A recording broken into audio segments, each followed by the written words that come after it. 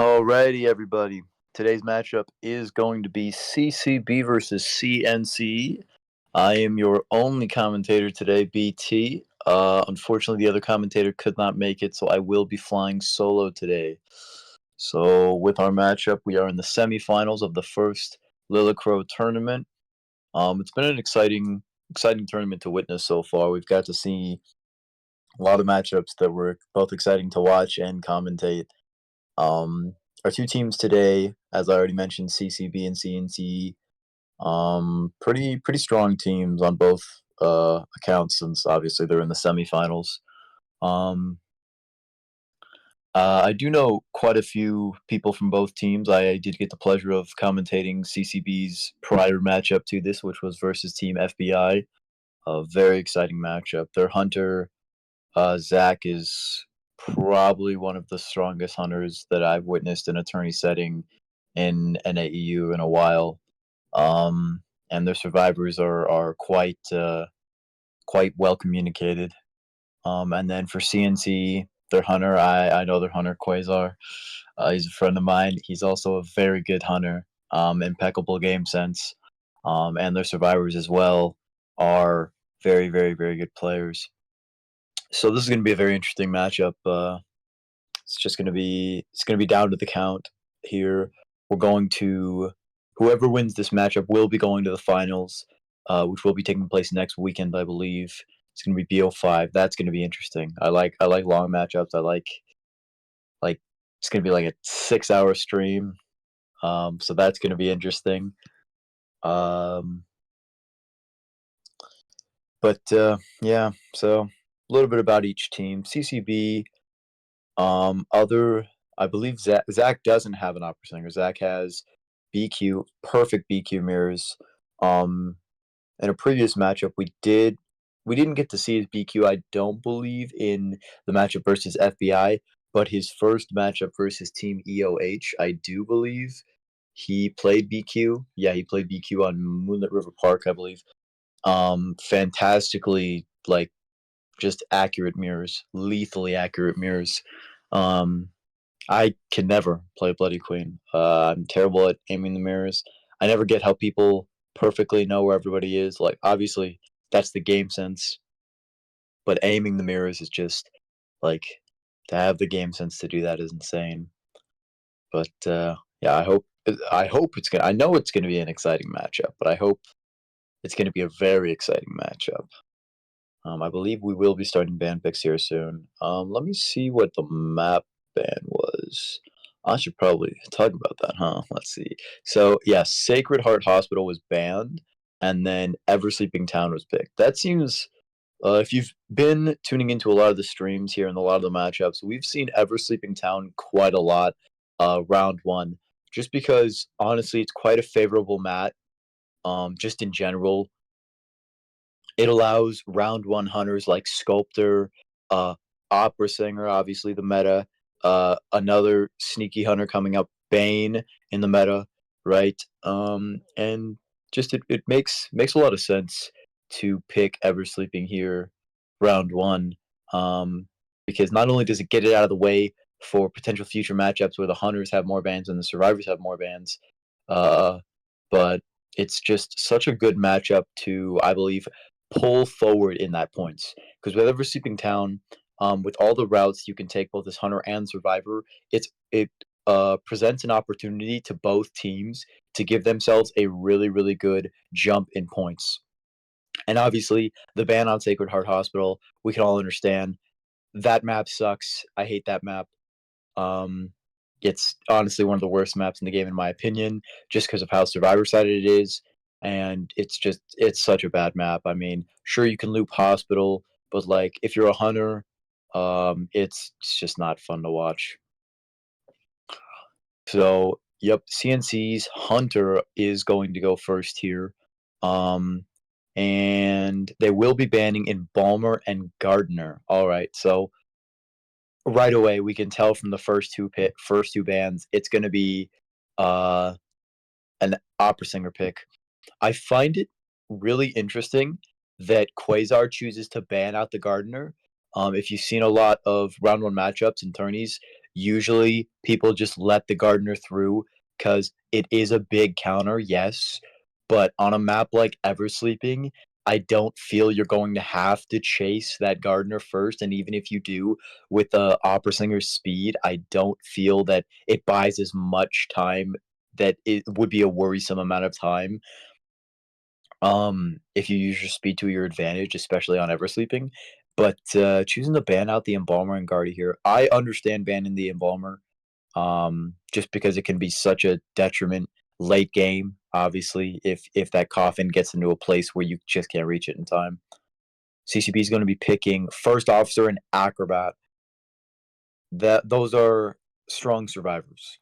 Um, Picking the Acrobat and First Officer first can be risky because, as you know, if you the first 2 survivors picked will be globally banned, which means that they can't be picked again, which, letting that First Officer be global banned, for the rest of the rounds is a risky choice here because then you start to dwindle away at your rescuers, and when you run out of rescuers, you give the hunters such an advantage.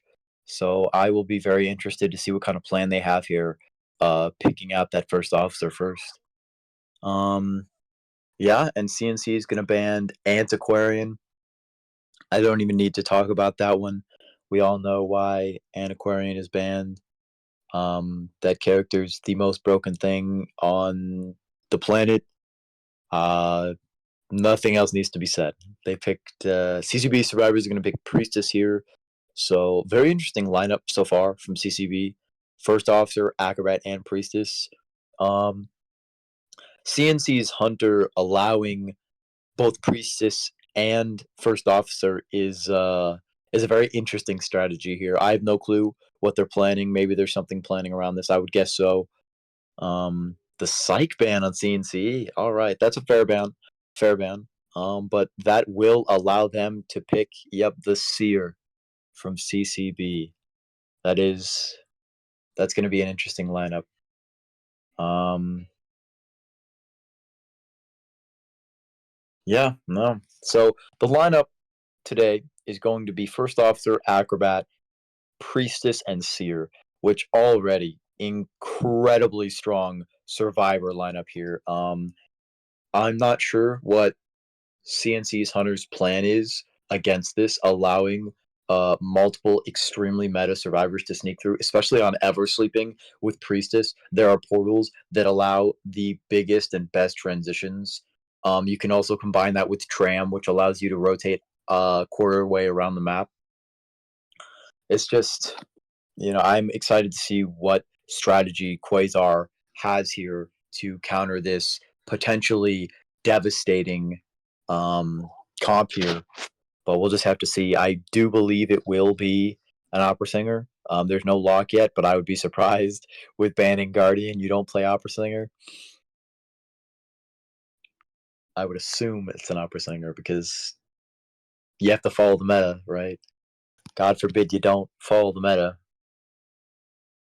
Well, I don't do all that. I wouldn't play opera round one, but that's just me because I don't like following the meta. The meta is boring. The meta is boring.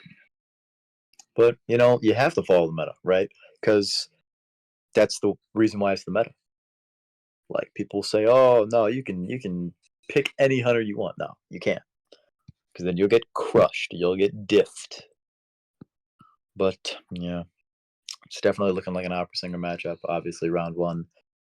Uh, Honestly, I'm 50-50 about those. On the one side, opera singer matchups are boring to watch because it's just going to be opera singer. But on the other side, I like watching tourney gameplay in general. So I just wish people chose something other than the opera round one. But you can't blame them. They work with what works, and it works very well. Um, Especially with the anti-ban. I see the priestess pick. I see allowing the priestess kind of, and the seer, just because you're so fast that you can catch up. But like, if they use it at a very good time, like just to get that couple extra seconds, then there's not much you can do.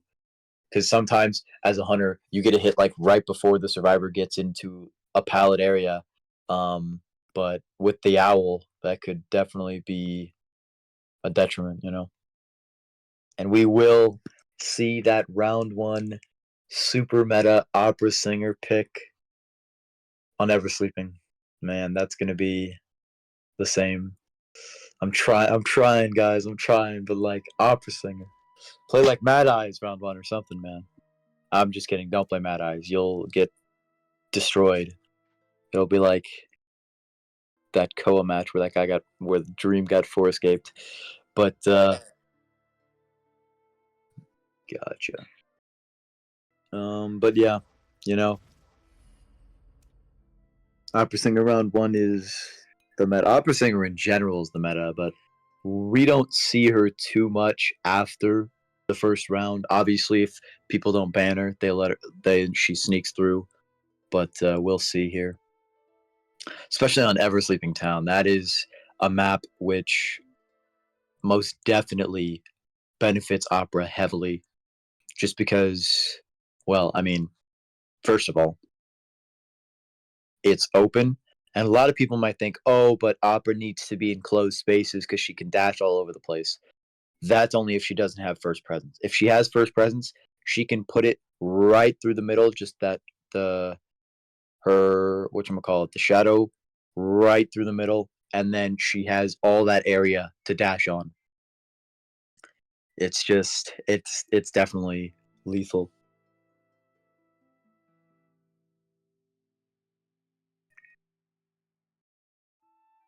Um Especially with the speed she has. Man, she's fast. It's sometimes surprising to see how fast she can get uh, in an area. She just zooms across the map.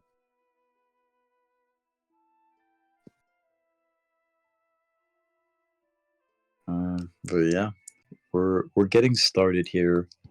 Getting everybody in here. Man, let me review the lineup again for the survivors.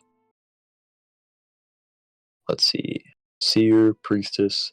Yeah, that's Seer and Priestess, and that first officer. I'm trying to think here on what exactly the plan is here for CCB survivors.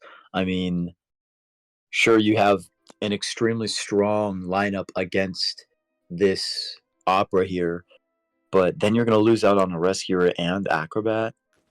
I mean, I guess I see it. I most definitely see it. They're trying to grab round one as strong as they possibly can. But on the downside, if the hunter counters you, if the hunter is able to counteract your attempt to get that point deficit, then there's really not much you can do for the later rounds because you have multiple survivors that are very, very good that are no longer on the table for you. So it's definitely going to be super interesting to see what happens here.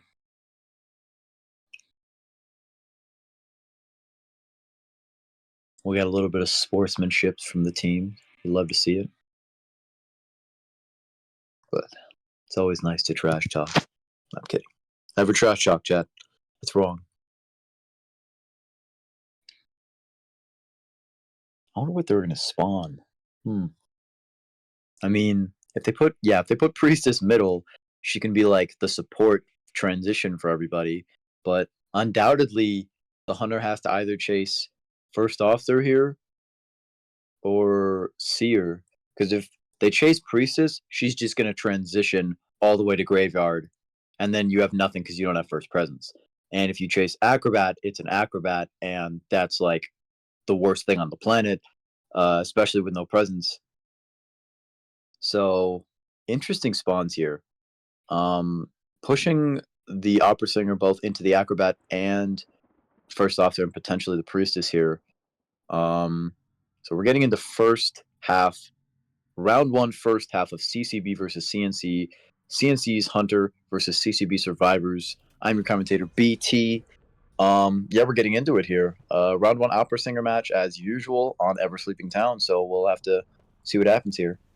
Is choosing to go towards the first officer. I don't believe. Yeah, I was going to say going in the middle looking for that Priestess. Priestess already setting up a portal. And she does gain sight of the Priestess quite early here. The Priestess is able to transition a corner house, dropping the God Pallet quite early here. Basement isn't here, so that is beneficial to Priestess. But she's already down the portal. Choosing the portal down right there. Choosing to take the portal. That was interesting. I don't know why he didn't just drop down. Then you could break the portal while dropping down and she can't take it again. But I don't know.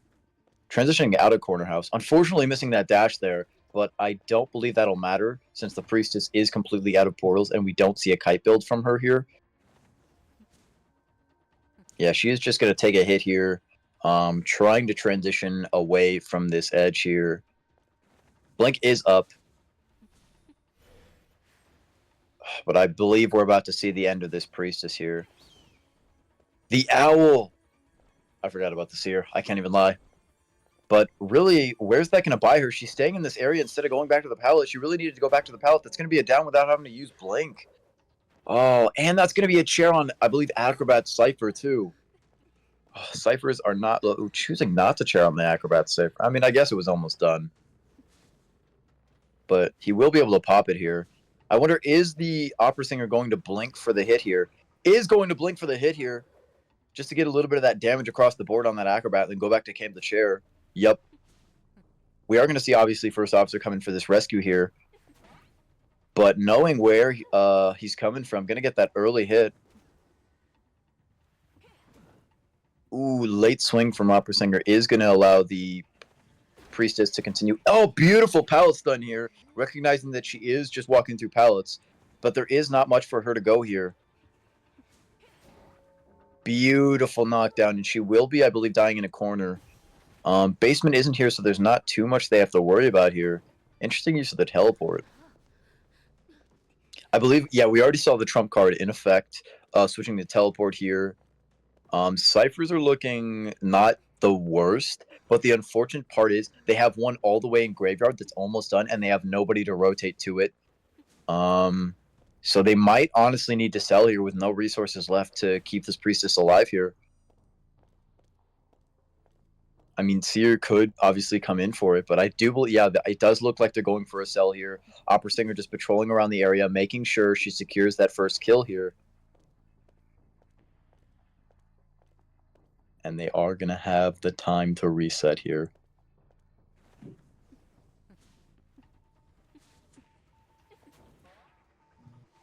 Yeah, no, the game sense from this Opera Singer is just insane. Recognizing that none of them are dropping pallets. Oh, red ball there. Are we going to see a tear? No, we're not going to see a tear shock. We're just going to see a hit. See, the issue here, right, is that they're all injured.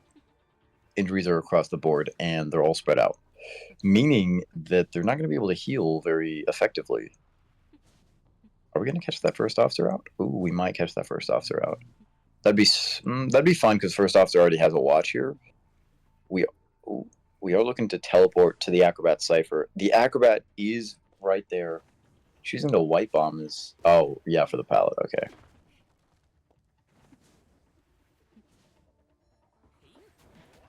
Is going to get that hit.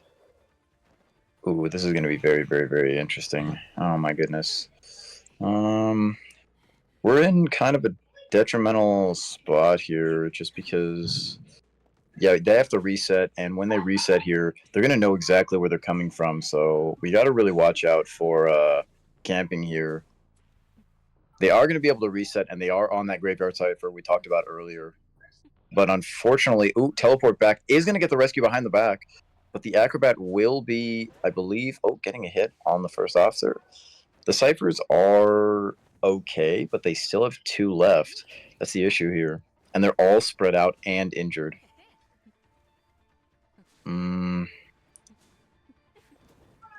This is a very it's a slow matchup, but it seems fast.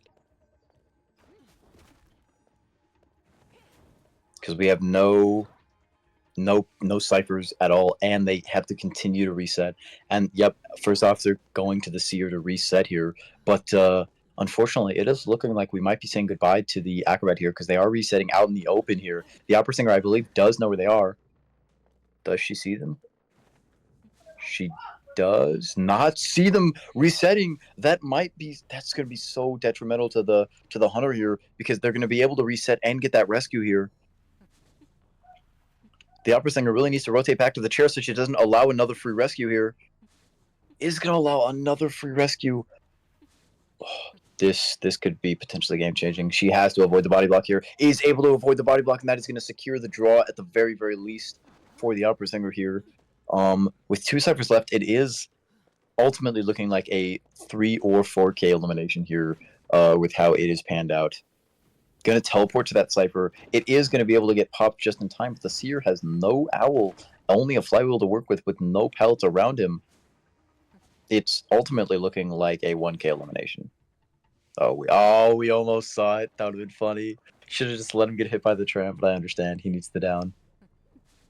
Now just going to slug the Seer and look for that first officer. And as we talked about, first game, we already said now they're going to have, for second round, they're going to be missing the first officer and the Acrobat, which are such strong survivors because they were really trying to go for this round 1 deficit of points here. On the first officer here, just trying to swing at that watch is able to avoid the second watch here, so we'll be getting a hit on the first officer here. First officer buying a lot of time and able to get that third watch off. That's going to buy so much time for Seer to self-heal here. First hit here. That was a beautiful watch from the first officer. Beautifully dodged. That is gonna buy the time for Seer to pick himself up, but he is going to be down. First officer is going to be downed. Is going to continue slugging here. Probably just leaving some shadows behind. No, he just teleported. Standing on the dungeon, which is at Graveyard. Opera Singer here looking to just secure that 4K here. Look for the Seer. Doesn't seem to be able to find him quite yet. But he has all the time in the world. He waits for first officer to pick him up. The closest cipher is like, what, 50%? Yeah, it's 50%. There's not much that can be done here, unfortunately, especially with the survivors that are alive. A first officer and a Seer, they have dwindling resources. Does catch sight of the Seer, and first officer uses his self-heal. This is looking like it's going to be a 4K, but once again, nothing's set in stone. We've seen it before. Is going to get that Terror Shock due to that taxing, which is the debuff when Seer uses an owl, he vaults slower. Teleports to the cipher, gets the tinnitus and the trail. First officer is going to need to use this watch here just to try to survive. Is going to get hit, and that's going to be a 4K elimination for CNCE round 1 first half. 5-point deficit here. Beautiful hunting from Quasar here. Very great surviving from the survivors as well. But as we talked about, with this strong comp, you have to be worried about what you're going to do round 2 here. But yeah, 5-0 round 1 first half here. Very exciting matchup, very exciting game. But yeah, as we talked about with Opera Singer, it's either a 4-point game, a tie, or a 4 escape. There's really nothing in the middle. But yeah, we did see that 5-point elimination from Quasar here. So CCB's Hunter Zach is going to have to answer back with his own 4K to allow that tie here round 1, so they can push for the whatchamacallit, the round 3. But yeah, as we talked about with the Opera Singer matches, you just gotta be really careful with those because as we talked about, strong hunter, right? Meta hunter. Let me rephrase. A strong hunter can be a strong hunter without being a meta hunter. A meta hunter is always a strong hunter. Opera Singer is a meta hunter. But by no means does that mean it takes like no skill to play her. she's a very strong hunter, as we saw. You got to be able to hit those dashes uh, perfectly, or else missing those dashes. 8 seconds doesn't seem like a lot, but in IDV, 8 seconds is everything. So we're just gonna go into picks and bans here for the second half of round one. Zach here really looking to pull off a deficit, pull from the deficit that CNCE's Hunter was able to grab here. And as we've already talked about, right, Zach doesn't have an opera singer. He does not have an opera singer. So unless he's been learning it in secret in the dark, preparing for this day, he doesn't have an opera singer. So he really, really has to push for this whatchamacallit, for this 5-point game with a hunter that isn't going to be as strong as opera singer. And when I say that, I mean like not as meta. But Zach, as we already know, we've seen it. He's a extremely strong hunter. So I wouldn't be too worried here. He is going to be banning that Priestess and Antiquarian out first on the side of CCB. CNC grabbing that Guardian Embalmer, expecting that Opera Singer. I don't believe they don't know that he doesn't have an Opera Singer. They are pushing in the Opera Singer. The unfortunate thing about Gardener and Embalmer is they're kind of all around good for most hunters. Obviously, high mobility and chip hunters can counter them, but I don't believe we'll be seeing that round one, especially with the requirement of a 5-point game to go push to round three. But definitely with the requirement of a 5-point game and Zach not having that opera singer, I'm interested to see what hunter he's going to pick here. I would assume he pulls out the BQ round one. Once again, Zach, a very good Bloody Queen player. Very good mirrors, especially on Eversleeping here. You are able to cover so many ciphers with that mirror, especially if you're able to get that early down. So we just really have to watch out for what's going to happen here. And I'm definitely excited to see what he plays. It's been very fun watching Zach and Quasar play in their matchups and hunt in their matchups. But yeah, let's talk about that matchup. Let's see where things went wrong for the survivors. First off, it's an opera singer matchup, so that's the first thing, right? Number two, opera singer snowballs really, really hard just because she's literally the Flash, and it's one of the scariest things in this game. I don't know. You have to be careful. You use her speed. She uses her speed against you, so you have to use her speed against her. Yeah, English. Anyways, what that means is just take advantage of the little things, right? When she misses a dash, that's 8 seconds. You have to transition. If she doesn't miss a dash, just be careful of pallets. Pallet stuns are her worst thing, and stunners, especially stunners like Thief, Enchantress, maybe even like I don't know. I don't really know. Could I guess Aeroplanist could. Speaking of Aeroplanist, they are going to be picking Aeroplanist. That's an interesting pick. I mean, against the opera singer, right? The only benefit would be out in the open, which there are quite a few areas in Eversleeping that do present the opportunity to use arrow without having the worry of opera singer catch up to you too quickly. But it's opera singer. It's like you're walking on foot and she's cosplaying Barry Allen. There's not much you can do. Instead of trying to outspeed her, outrun her, you should be trying to cut corners, get behind walls, put obstacles between you and herself. You know.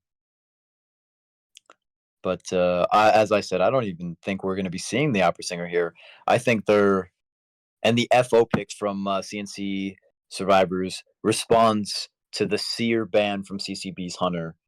I hope we see a Bloody Queen, just because I love the Bloody Queen gameplay. It could be a little early round one, but he did ban out that Seer and that psychologist and the antiquarian and the priestess, which does look like a Bloody Queen round one here. And that would be insane to see, especially on Ever Sleeping. Um, Once again, the CNCE Hunter did get a huge point grab in round one with that 4-kill, 5-point game with beautiful gameplay with their opera singer. But Zach here, never one to shy away from a challenge. Very, very good at getting 4 kills when there is no 4-kill to be had. So we'll just have to see what happens here. Honestly, I would not be surprised if we see not just Bloody Queen, but maybe even a Disciple. I wouldn't be too. I wouldn't think that he would choose Disciple just because Disciple's more of a tie character. Now you might be thinking, oh, but BT Bloody Queen's also a tie character. She is, but when the bands and picks are right, when the map is right, when your game sense is right, she is very, very strong. And it's not so much about the character than it is about the player. Obviously, like you could have the best player in the world play Mad Eyes against a good Survivor team and they would lose. But I do believe that Zach's Bloody Queen has very, very good, very strong 4K potential. But you just got to be careful because allowing even that one escape will give that round win to CNCE. But we'll have to see here. We are going to be locking Hunter here in a second. Type faster. Sculptor. Now that's an interesting pick. I knew he had a Sculptor. I just didn't think he would play at round one because I didn't know how good his Sculptor was. But Sculptor from CCB Survivor Hunter, same thing. English. Anyways, Sculptor from the CCB's Hunter here. That's going to be interesting. For Sculptor on Ever Sleeping, obviously she's great. You can block off pallets. You can block off a lot of routes. There's a lot of long hallways, long places you can place your statues. But there's also a lot of open areas. So he's going to have to be really, really careful about who he chooses to chase first. Obviously, Aeroplanist and First Officer can definitely easily counter Sculptor here. Gardener and Embalmer is probably going to be his first chase. Gardener, you just got to knock off that shield with a statue or a regular hit, get some free presents, then get that first hit, allowing you to get that first presence quite early.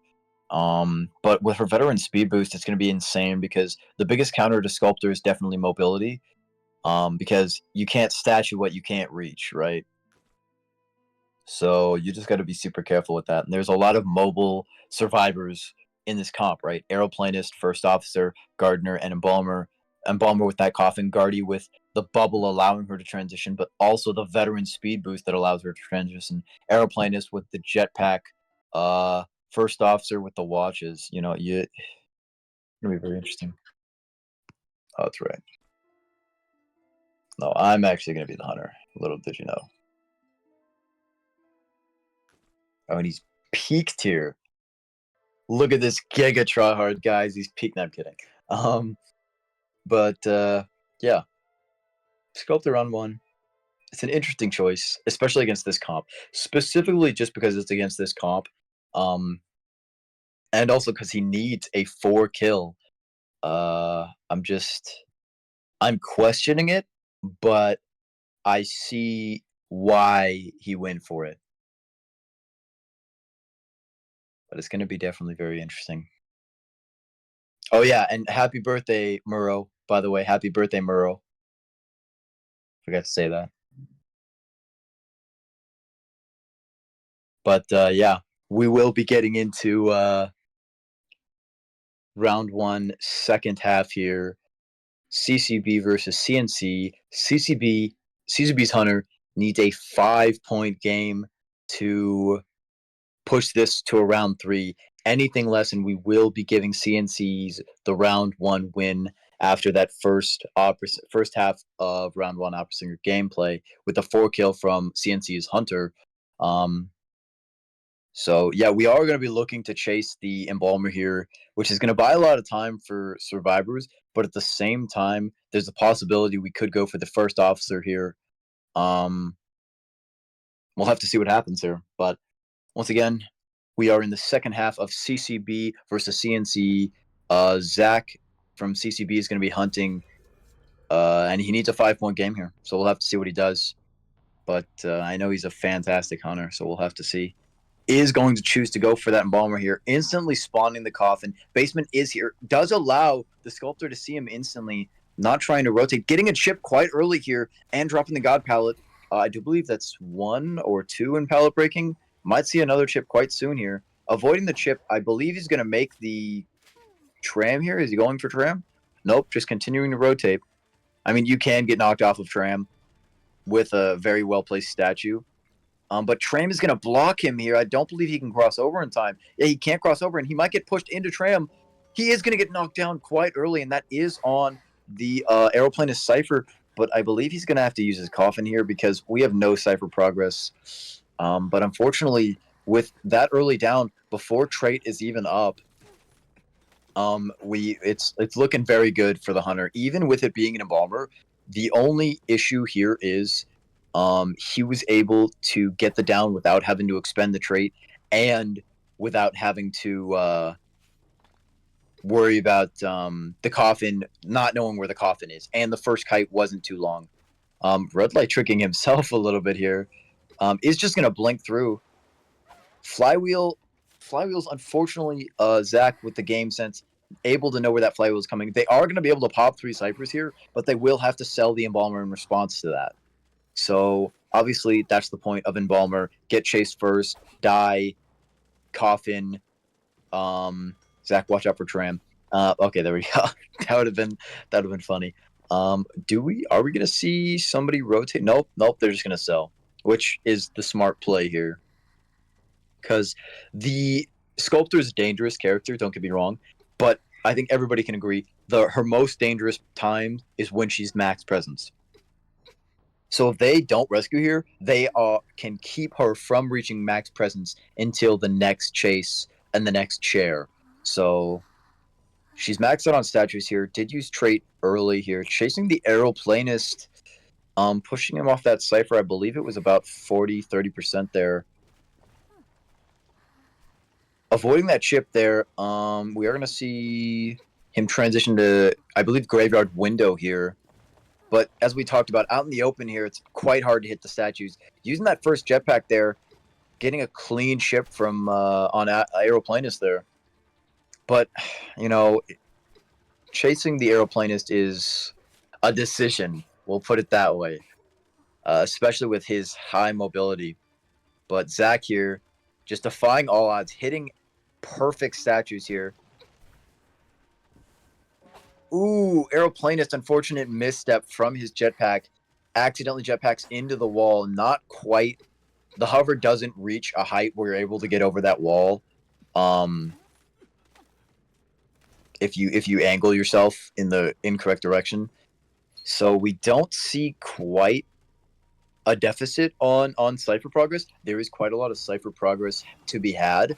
The only issue here is that the Aeroplanist is chaired on a Cypher. And if this first officer gets stuffed here, it's going to be interesting. Oh, Tram. Tram! The Tram claims Zach as its victim. Oh my gosh. I've wanted to see that forever now. I love watching Tram just destroy everything in his path. It takes everybody. I thought it was going to hit the first officer too for a second there, but it barely missed. Beautiful dodges from this first officer here. Is going to get downed ultimately here. But once again, they have a Cypher roughly 70-80% here. I believe the first officer might be chaired on it. Yeah, is going to choose to chair on there. And with Trump card, there is a possibility for abnormal here. I do believe, yeah, he does have Trump card here. So we could see an abnormal here, which would be so bad because it's a full present Sculptor. Is going to chip the Graveyard Cypher just to make sure that Aeroplanist isn't doing it. Does see the Aeroplanist, so does know exactly where he is. Got to be careful here. Getting a free rescue. is going to knock down the first officer. The first officer's goal here, just die as far away from that cipher as possible. But Zach, not a care in the world, going to just leave the cipher, getting an easy 2 chips on the gardener here. And I believe just going to knock her down right on the cipher. And the cipher is only 30%. That's going to be 2 downs here on the side of CNC survivors here. And just making sure that I believe he'll just chair on this cipher. Yeah, just going to chair on this cipher here.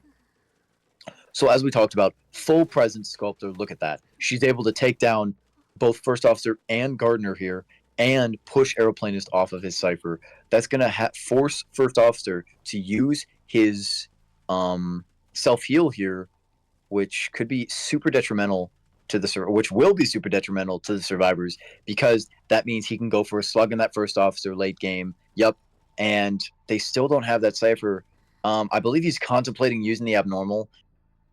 The issue with that, of course, is no guarantee down on the survivors late game for that prevention of dungeon, but is going to be able to down that aeroplanist and just push that first officer off the cipher here. He's going to have to use a watch here. Blinks to get that down, and he has 5 seconds before he falls. He's not going to make it to that chair. That will be a 5-kill game, because all Zach has to do here is he doesn't have to pick up the first officer. You could just slug him. But yeah, he's just going to slug and go pick up that aeroplanist, and that will be a 4K 5-point game.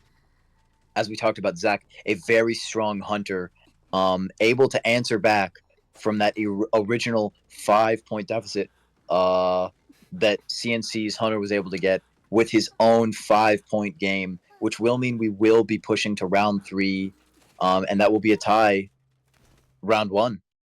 Beautiful sculptor gameplay.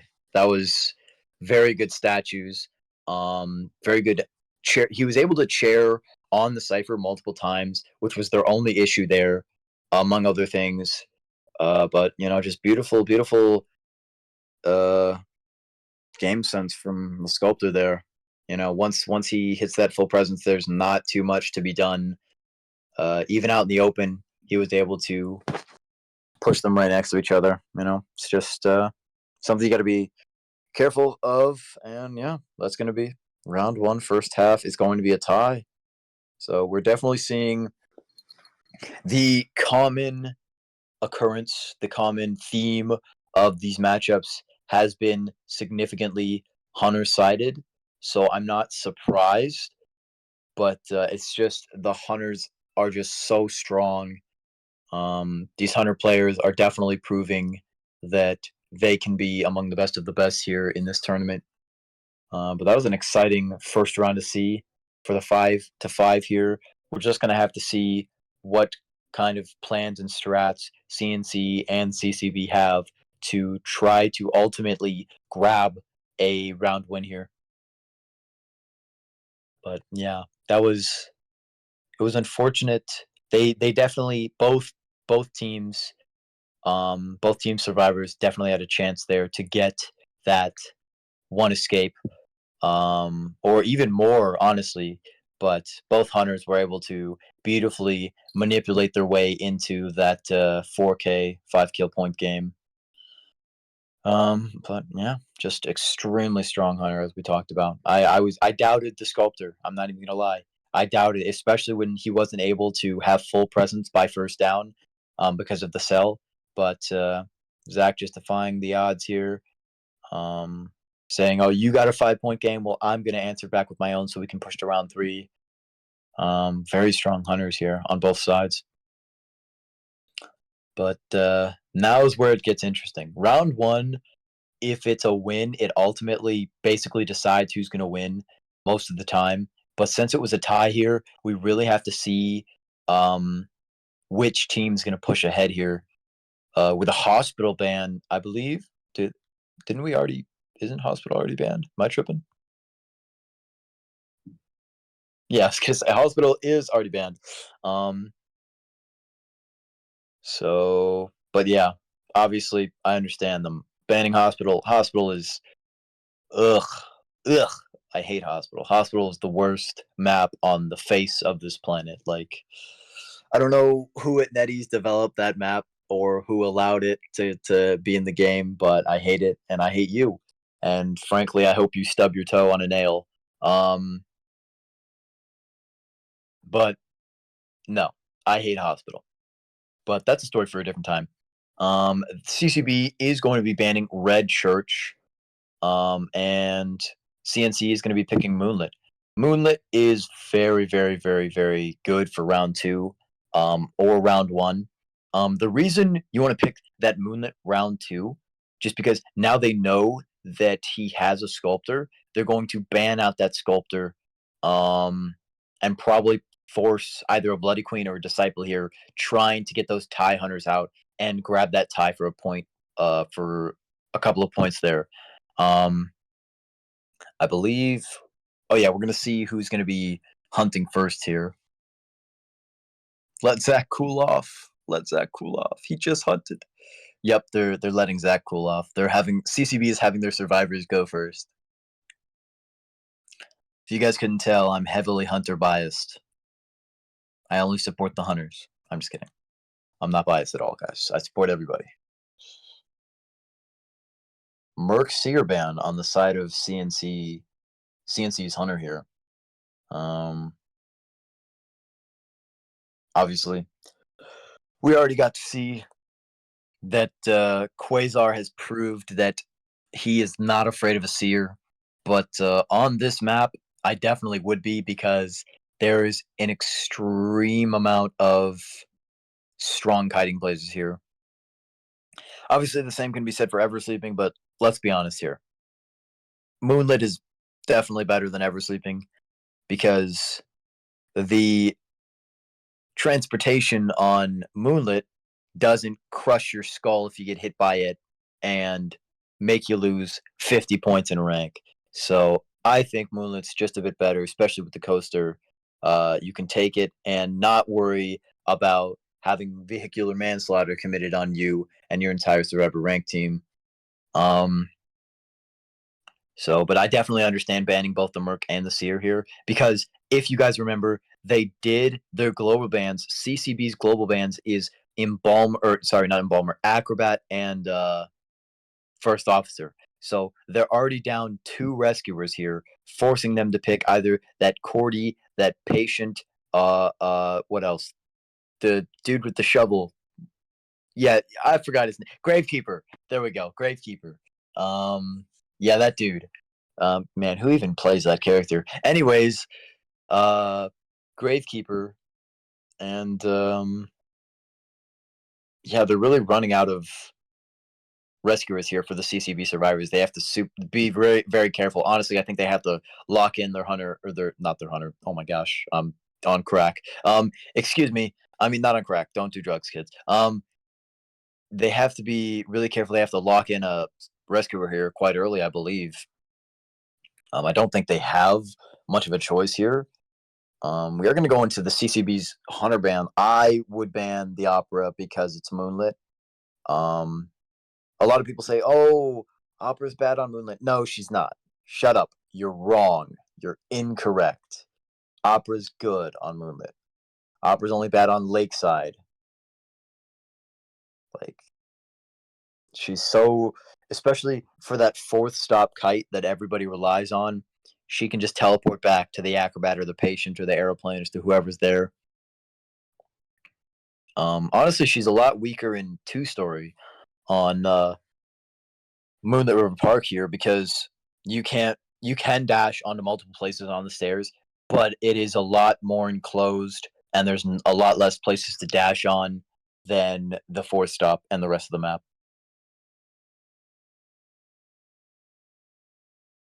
And I really hope they should ban Mad Eyes. They should ban Hellumber.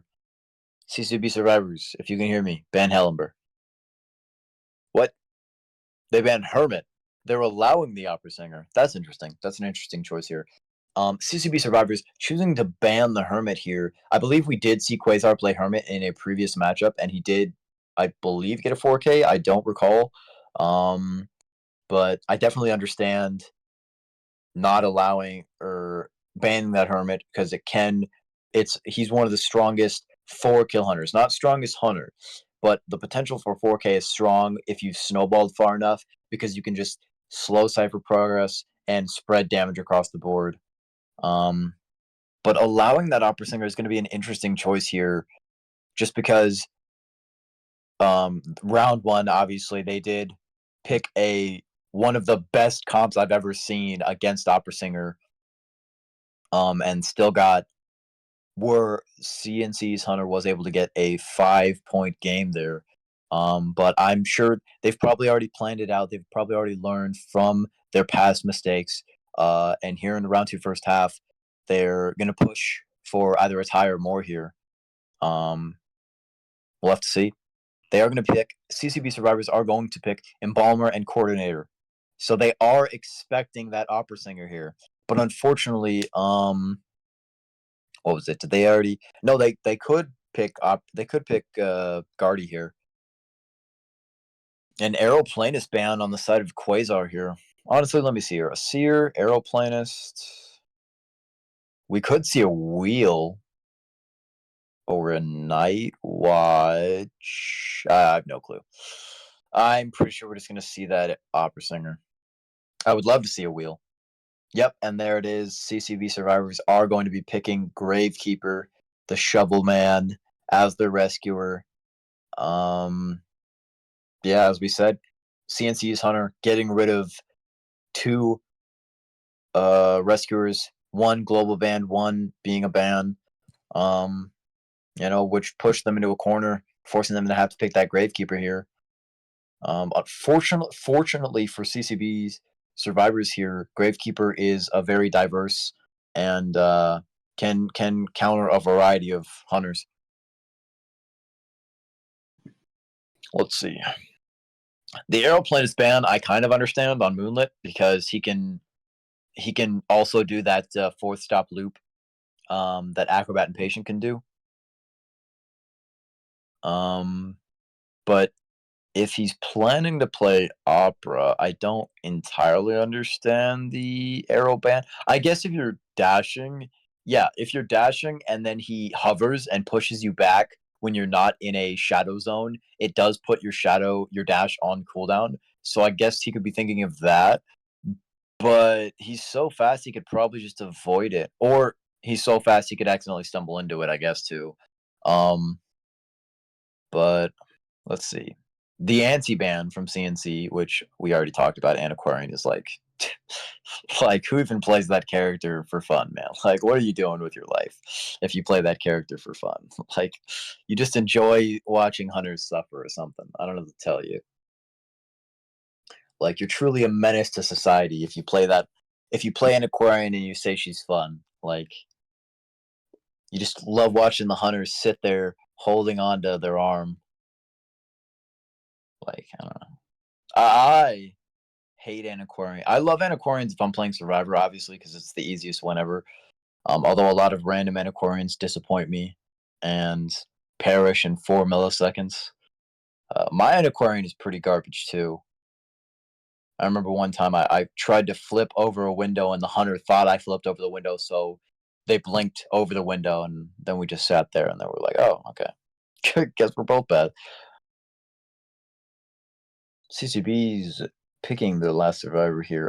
With Embalmer recording Gravekeeper, I would assume they're going for some kind of support here, maybe a psychologist, maybe a barmaid. If they're expecting that opera singer, it would be smarter to pick that barmaid here. Not barmaid, I'm tripping off crack. The lady that can take a lot of hits. Oh, Priestess. Oh, that's right, they still have Priestess. That's right.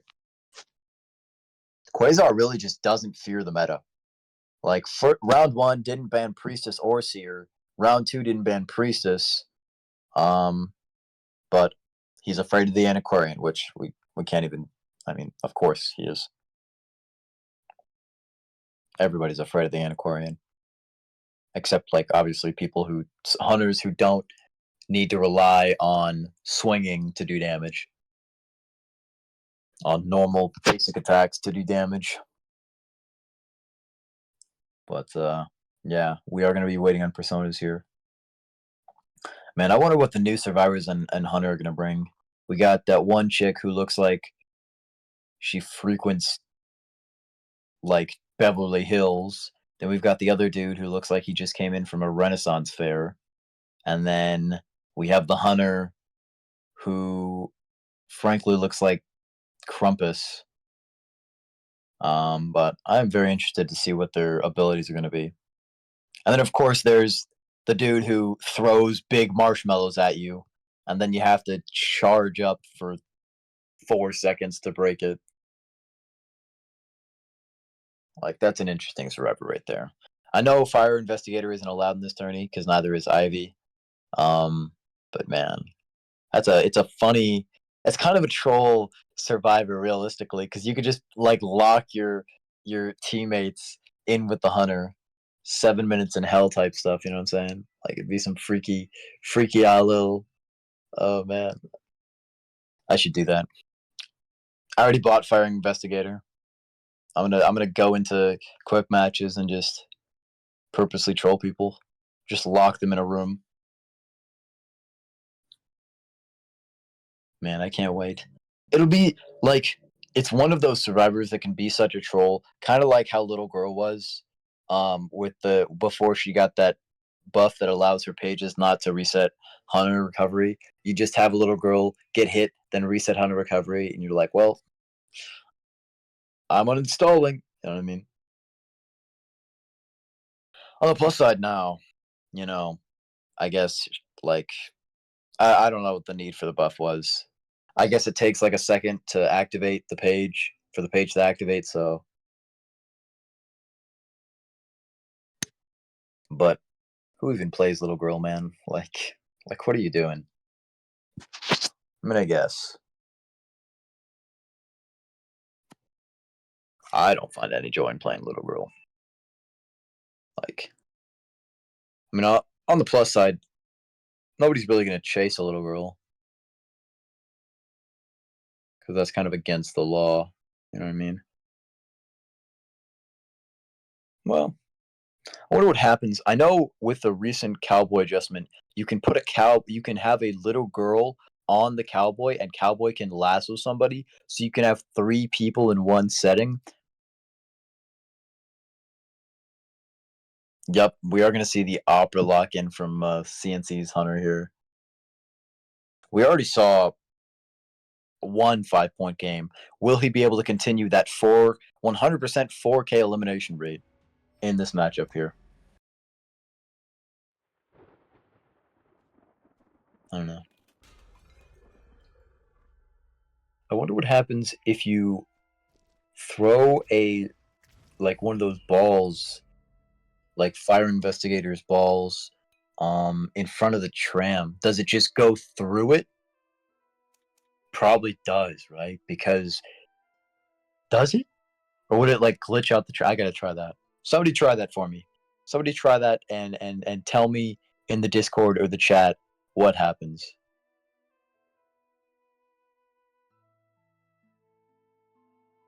I bet it would just go through it. Nettie's isn't fun. Nettie's doesn't like fun things. Nettie's would not allow the. Would it? No. I'm tripping.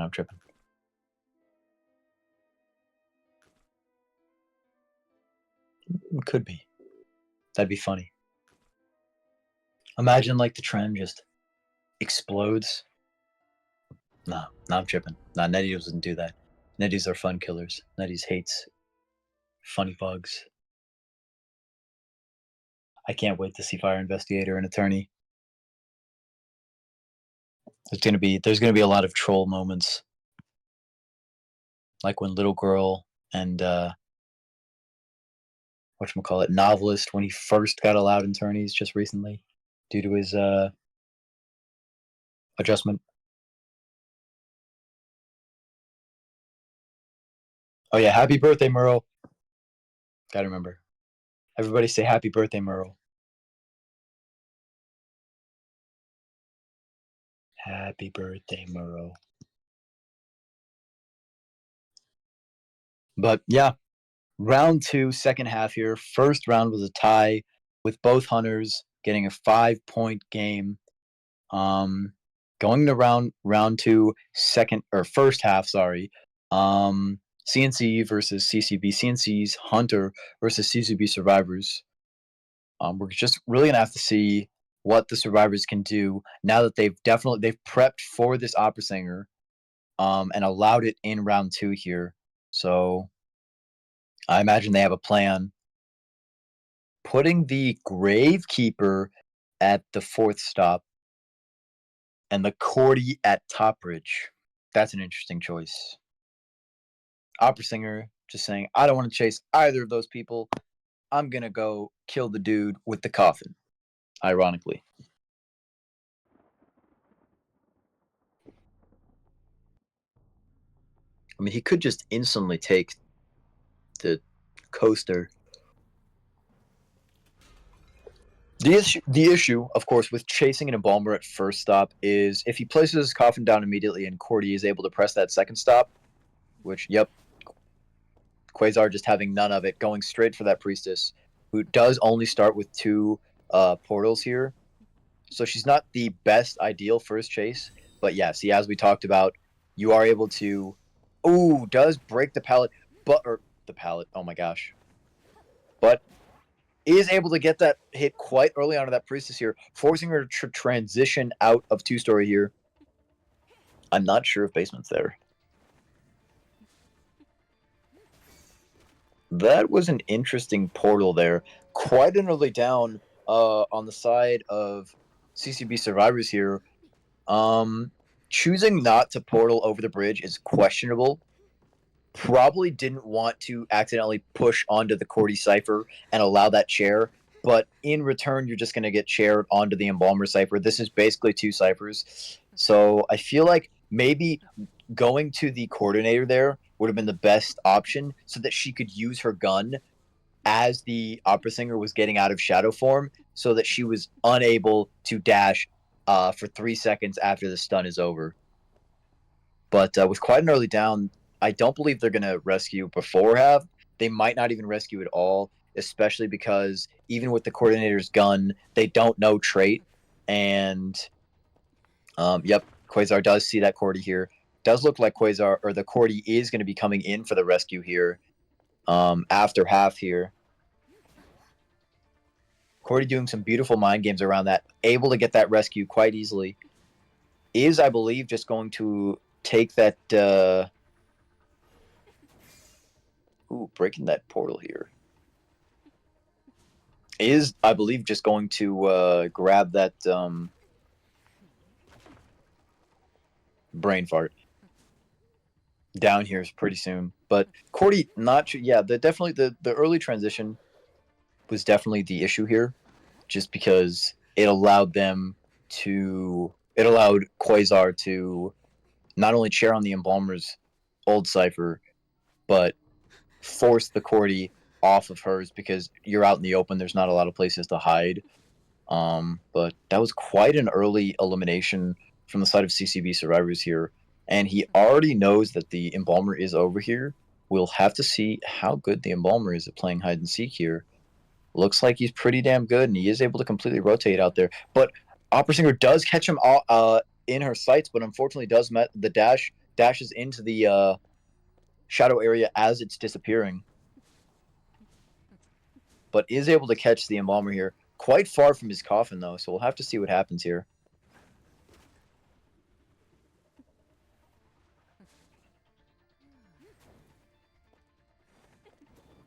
Ooh, does miss the dash again. I do believe that might buy enough time for the Embalmer to make this pallet with Flywheel. It will.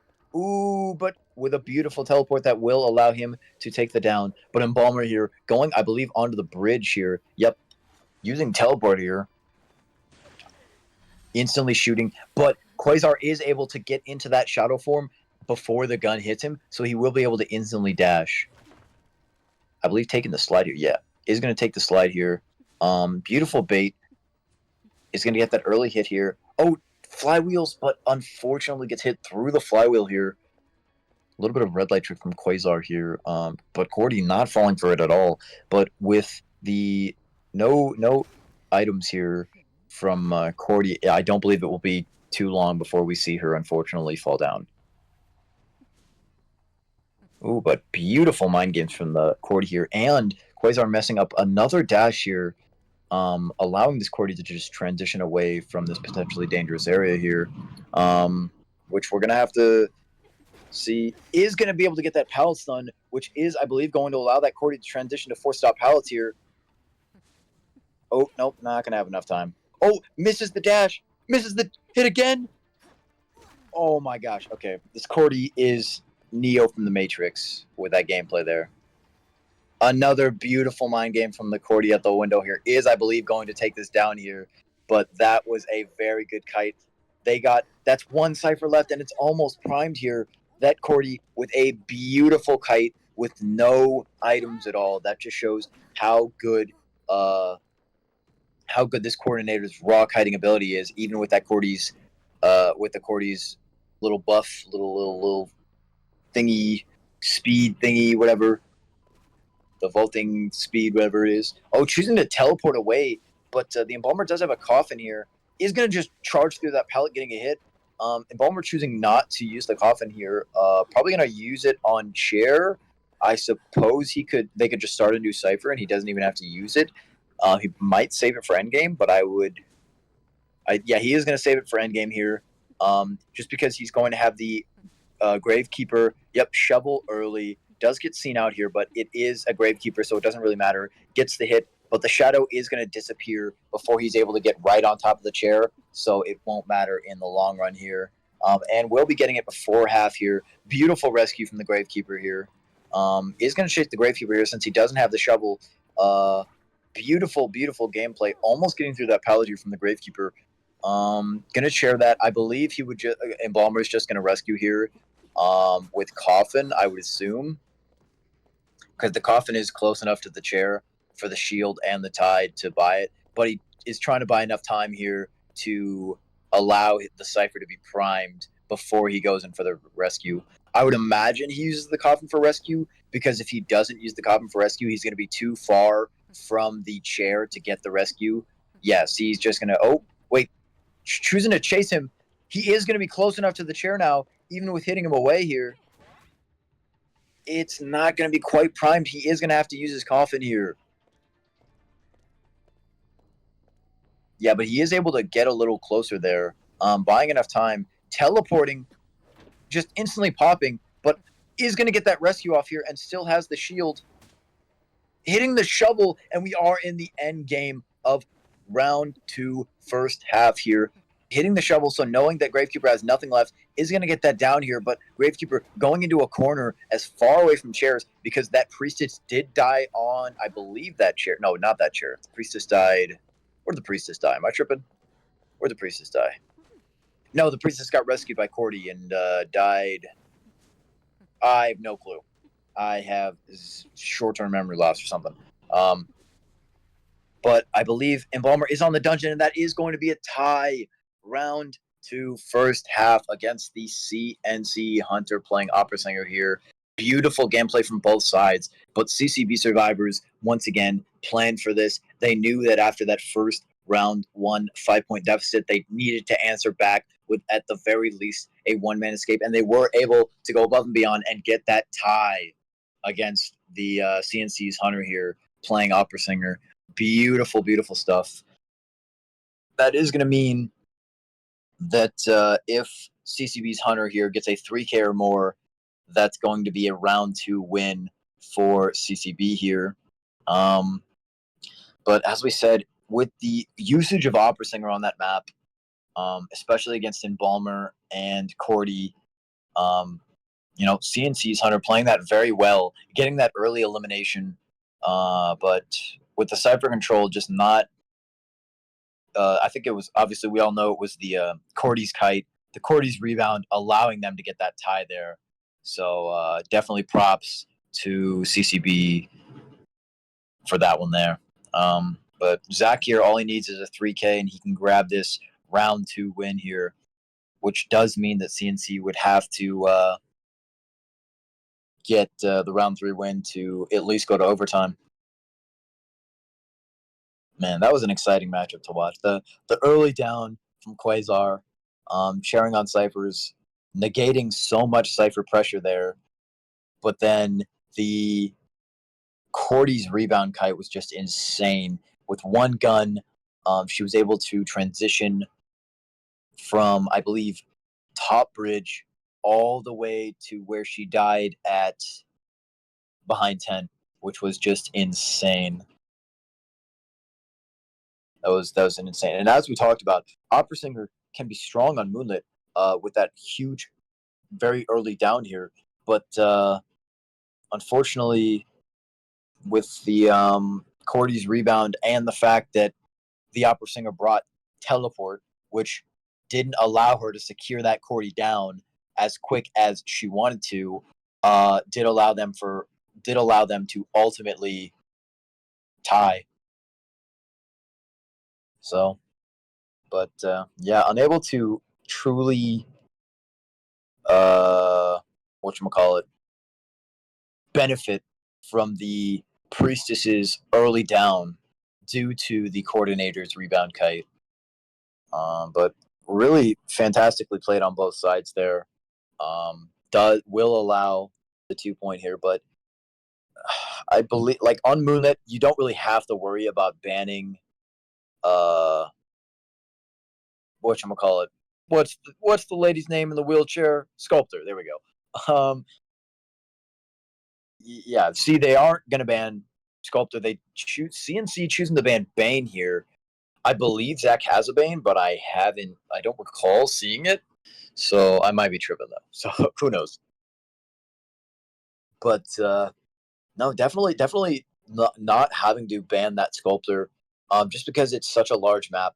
But obviously, we've seen hunters defy the odds before of, oh, the hunter's not good on this map. Too bad. I'm going to 4K you anyways. So we'll definitely have to see what happens here, because it's definitely a very, very, very weak map for Sculptor.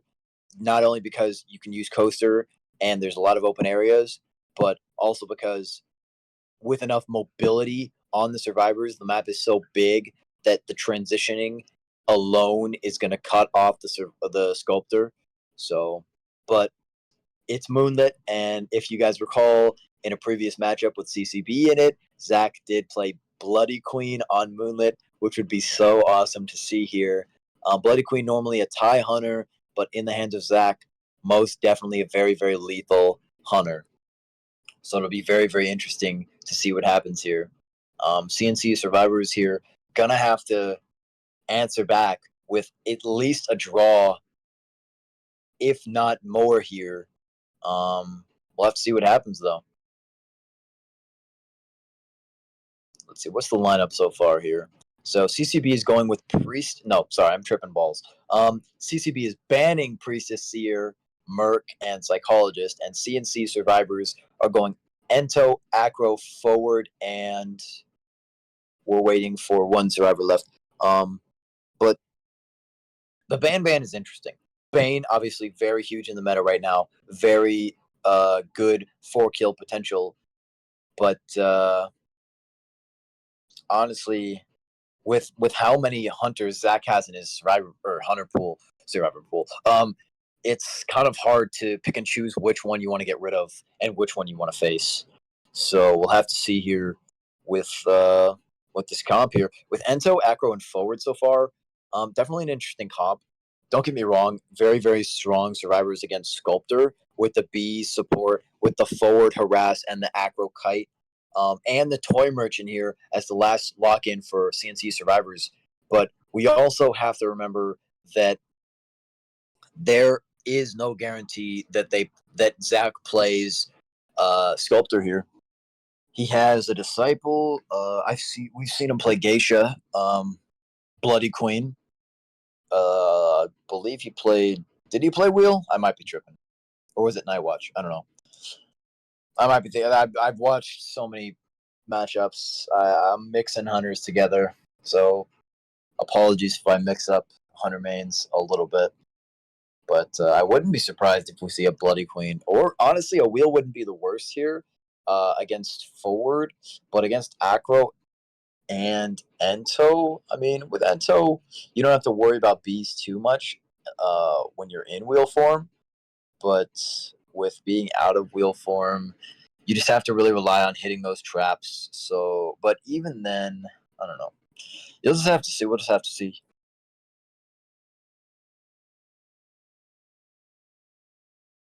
I would assume we see a BQ or a Disciple, maybe even a Geisha, because Geisha against Toy, obviously, very strong. Geisha against forward, you can just dash back to the person or dash to the forward. Geisha against Acro Rento, just dash to catch up to them. So we may see a Geisha. But also with Bloody Queen, I don't know if we'll see a Bloody Queen just because it's a Toy, an Ento, and an Acrobat, and obviously these are notorious Bloody Queen counters. So they may be pushing into that Bloody Queen to try to counter her. So we may just see a Geisha to counter all those survivors here. But we'll just really have to wait and see here. I would like to see a Bloody Queen, but I know it's not optimal. So you should play Hellember. I'm kidding. Don't play Hellember. Oh, he's trolling. He's play Hellember. Reported. But no. Definitely a lot on weighing on CCB's Hunter here, with the requirement being a 3-kill to guarantee the round win, or a tie to tie it up to round 3. Well, I mean, we're already going to round 3, but and then for CNCE survivors here, the same applies: 3 escape or a tie.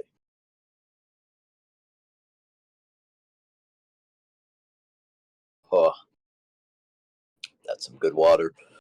But yeah, I don't know. It's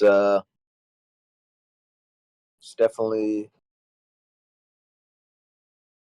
big brain fart. Yep, we are gonna see the Geisha from CCB, from Zach here. But as we talked about, pretty large counter, but at the same time, with the harass from forward, um, it's going to be very interesting. And obviously, Toy, it's kind of 50-50. If you have a butterfly on her, she can't really look at you in the air. She can if she like turns around, but and that'll be really unfortunate if you're like flying through the air and then you get knocked the hell out. Uh, but we'll have to see here. It'll be interesting.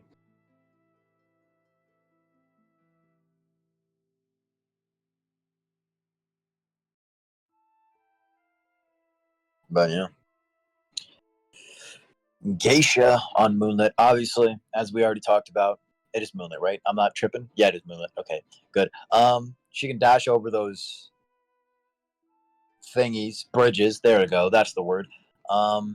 Very easily. So not a lot of hunters can do that. Actually, I'm pretty sure she's the only hunter that can do that. Besides, no, Wu Chang can just umbrella over it. Reptilian can kind of do it, but only at the corners, not fully over the bridge.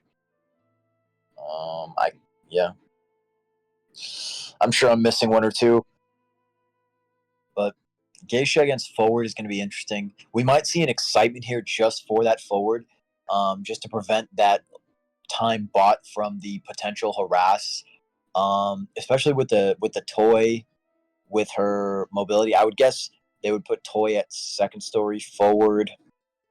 What was the comp again? I would guess they would put forward maybe top bridge, and then Ento first stop and Acro fourth stop. But we could see a mix-up spawn as we did before, so we'll have to find out here. But once again, this round doesn't solidify whoever will win. But I mean, if whatever team wins will be in a significantly more comfortable spot than whatever team doesn't win round 2 here. Obviously, no, just because it's harder to push for more than a tie than it is to just get that tie. So CNCE survivors might go for that 3K here, but I imagine they're just trying to push for that tie to push into round 3 here, not at a deficit. But we'll really have to see. I know that ZZZ is going to be the one playing forward here. He's an S badge forward. He's a very good forward, impeccable game sense.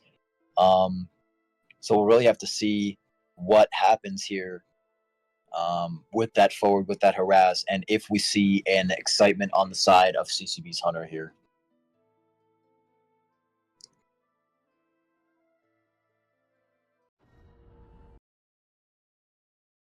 getting into, well, we're not getting into the matchup. No, we are. We're getting into character selection. Everybody's favorite 40 seconds of absolutely nothing. Actually, we can peek at the skins here. What skins are we going to be looking at here? Tiger Seer. Yep, the S badge forward on ZZZ. Oh yeah, I was going to say we're not seeing Seer. Acrobat toy, Ento forward. It looks like we're seeing all flywheel here against the Geisha, which it looks like they were expecting some kind of mobility hunter here. Nope, we are going to see Acrobat take that tide. Yeah, I was going to say, I know one of them's going to have tide. One of them has to have tide. But Flywheel very good against Geisha because with Windows, it can be good, but she is able to cut that distance off, so you can't buy as much distance. It's more Windows would more just be used for transitioning around corners when the Geisha is unable to dash to pallets and windows and stuff like that. But with Flywheel here, can be very good because if you're able to Flywheel when her dash isn't on cooldown, or if you're able to Flywheel when she dashes over something, then that'll really put you in a very good spot here. We are going to see the forward at top ridge, Acro at fourth, Toy at second, and then Ento at first stop here. And the Geisha is going to be spawning at second stop, probably to maybe just dash straight to Ento here, or I'm trying to think. Why would she spawn second stop? I mean, obviously, second stop allows her to dash further, so maybe that's the plan here. But what's her chase target then? Not the forward, because if you dash to the forward, he's just going to ball away, and then your dash is on cooldown. Probably the Ento or the toy here. Yep, going straight for the Ento here. Choosing not to use it. Probably. Oh, yeah, because she's just able to dash straight to the coaster. I'm tripping. I'm like, oh, dude, why is she going to do that? I don't think she's going to use the dash immediately. Yeah, she's just throwing a butterfly here. Dashing quite early. Yeah, let's just take the bees out while you can. Going to get an early hit here. I believe that's going to be an early hit. Just charge it. Yeah. But the Ento is going to get on the coaster here.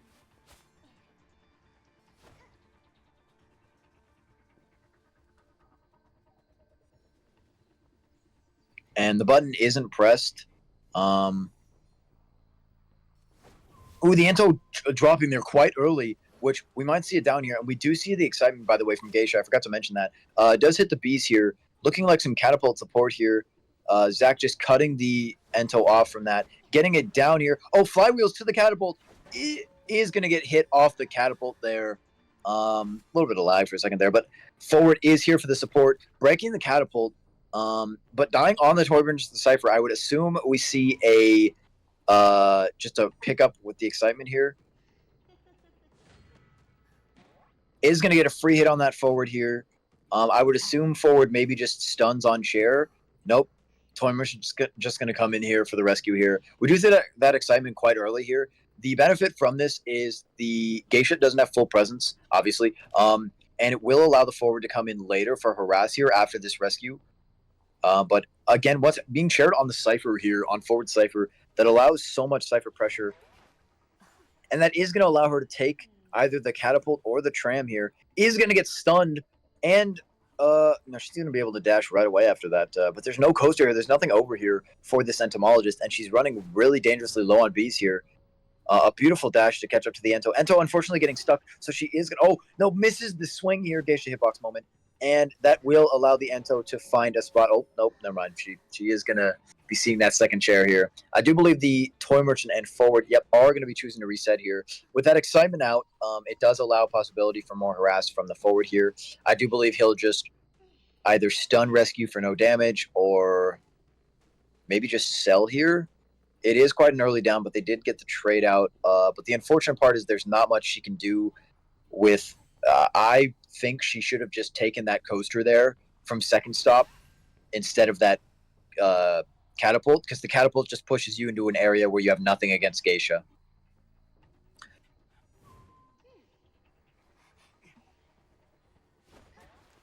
Beautiful damageless rescue here from the forward, farming her so that he can get that harass here. And beautiful avoidance of the drop down here. Gets the swing here, but Excitement is off cooldown by now. I wonder if he's going to go in for the stun. Baits the Excitement, but Zach, knowing that he's going to bait the Excitement, doesn't pop it. And is able to change to teleport now. That was beautiful game sense from Zach there. Teleporting to the Toy Merchant is going to be able to get on that catapult quite easily, saving the dash until she's on the ground. Very smart here. Probably use it for a little bit of a red light trick. Is going to get that hit through the pellet on the Toy Merchant, which is going to allow the Geisha here to chair on her Cypher. It is looking like, well, we don't know for sure yet because Acrobat, I believe, has a Cypher that's, roughly 60% here, and Toy Merchant Cypher is also roughly 60% here. Geisha, I believe, is going to break that catapult. Did she break the catapult? I didn't see. Truly, she didn't. She didn't break the catapult there. The catapult is still available here. Gonna get the hit. A stun, maybe, mayhaps. Toy Merchant getting a bit stuck here. Flywheeling might make the. Oh, unfortunately, missing the stun, meaning he will go down. But that does allow Toy Merchant to get on that catapult here and transition as far away from her Cypher as she can.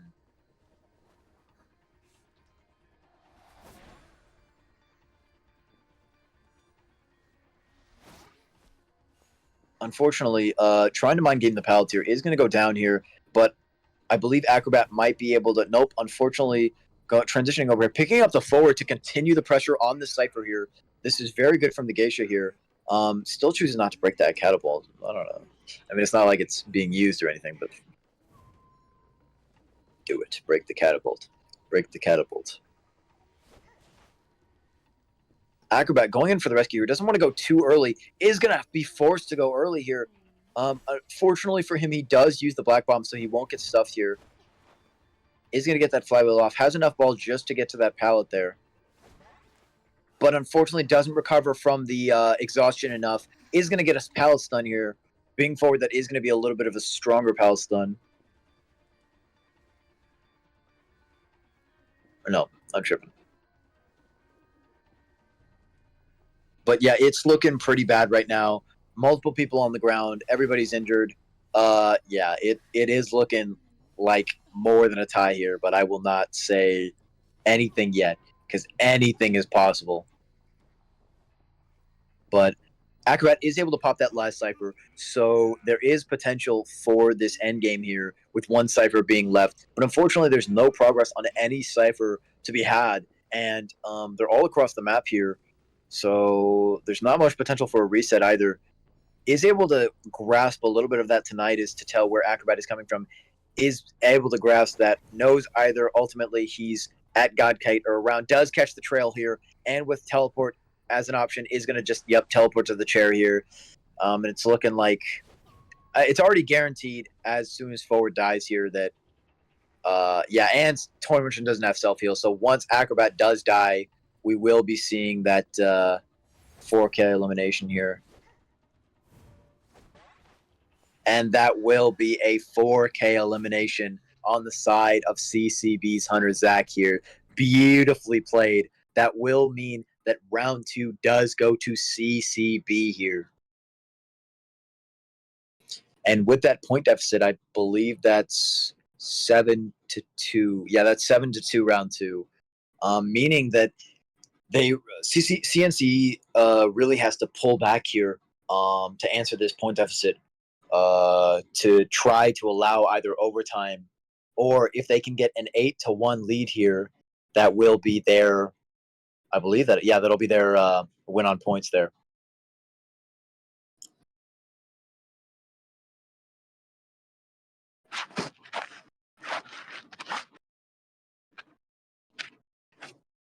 Man, that was exciting to watch.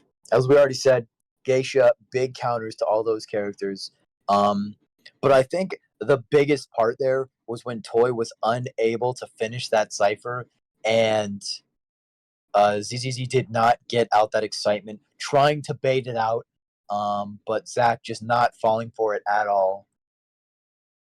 But that's the lesson, right? It's better to get the trait out than it is to predict or bait it, because there's less risk. right? Like obviously you can blink predict, but then you'll get your flywheel's gone, and then the hunter didn't even have to blink. We are going to see an arms factory ban from the side of CNCE here, going into round 3 here. They are quite a point deficit here. They really have to pick themselves up and do what they can here. So far, it's been very, very strong on both sides here. So, yeah, I was gonna say, I'm pretty sure. Yeah, there we go. All maps are available now, which does allow the potential for that Sacred Heart Hospital here. And that will be amazing to see. I wouldn't be surprised if they push, if either team pushes for that Sacred Heart Hospital survivor sided map to get some points on their survivor side to allow an easy game for their hunter.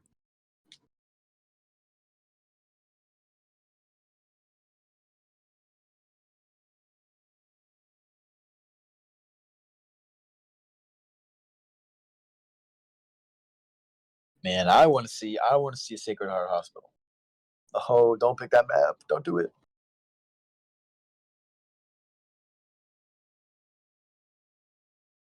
I believe they're going to be going Arms Factory pick here.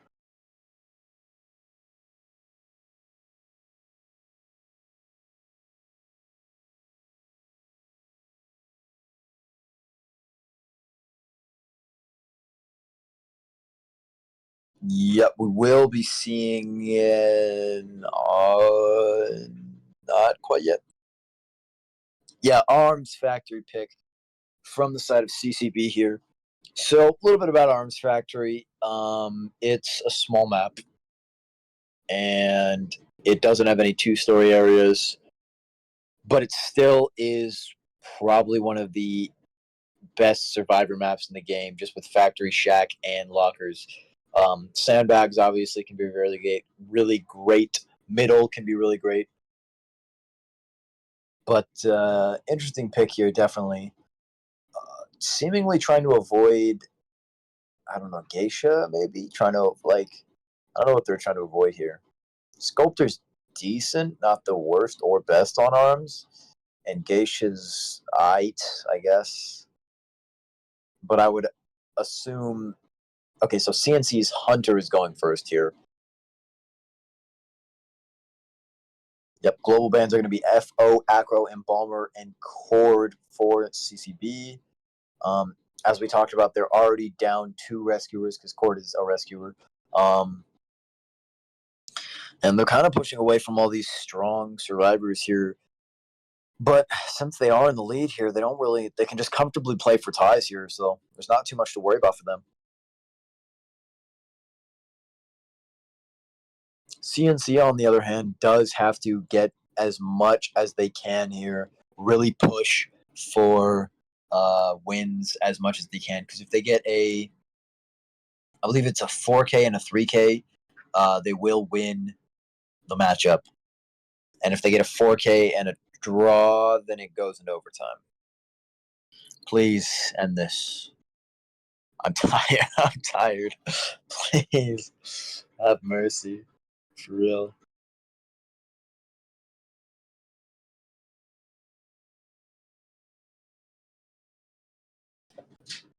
Let's see here. Let me get some more water in me. Seer anti-ban. That's based. Anti's a disgusting insect. Hermit opera ban. Once again, CCB really fearing that Hermit here on arms. It makes sense. It's quite a small map. Very easy to transition for Hermit to catch survivors off guard here.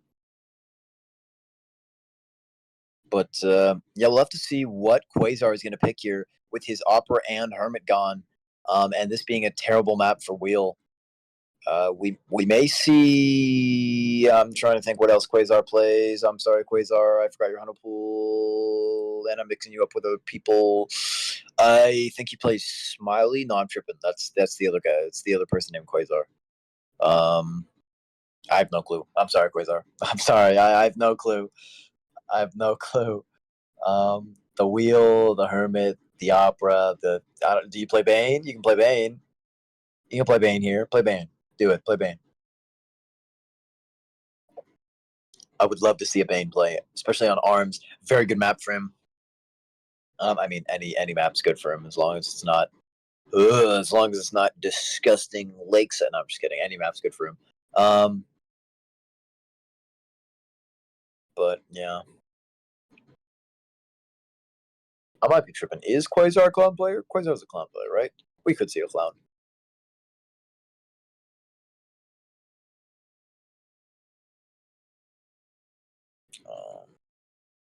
Remind me, is somebody in the, let me look in the chat.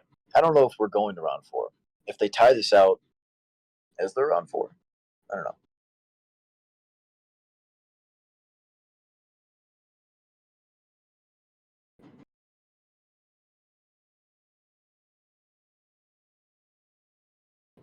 So okay, so round 4 is possible. Okay, just making sure. Please, please don't round 4, guys. I'm tired. Please. Everybody's a winner in my book, but one of you is gonna lose. It's okay. It's gonna happen. It's okay. At the end, nobody wins because at the end, the ultimate winner is the Antiquarian players.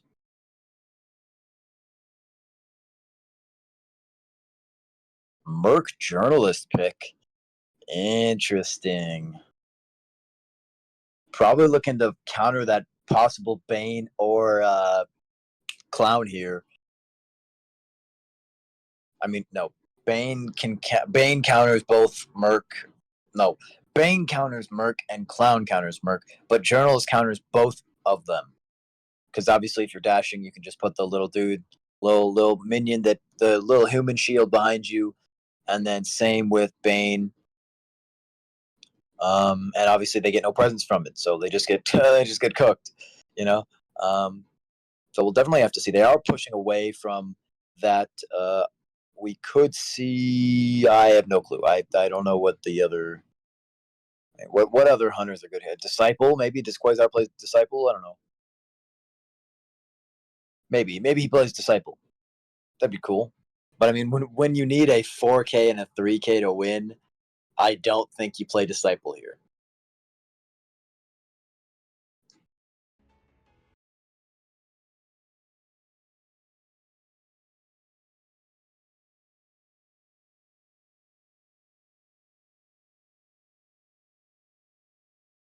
Maybe you play like maybe a little bit of Mad Eyes Gaming Quasar. Maybe some. I'm kidding.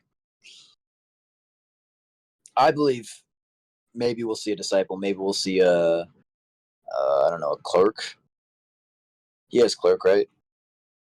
I might be mixing people up. Barmaid pick from the side of CCB here. So definitely trying to push away from whatchamacallit. What's the guy's name? The dude with the rocket, Clown. There we go. Barmaid kind of a 50-50 there. Obviously, if you get blinked on, you eat the ground. But if you're able to get that drink off, the big counter is the drink counters the heal because you don't have to physically waste 537 centuries to heal yourself. So we'll definitely have to see here. An aeroplanist ban, along with a psychologist ban, I forgot to mention earlier, on the side of CNCE's Hunter here.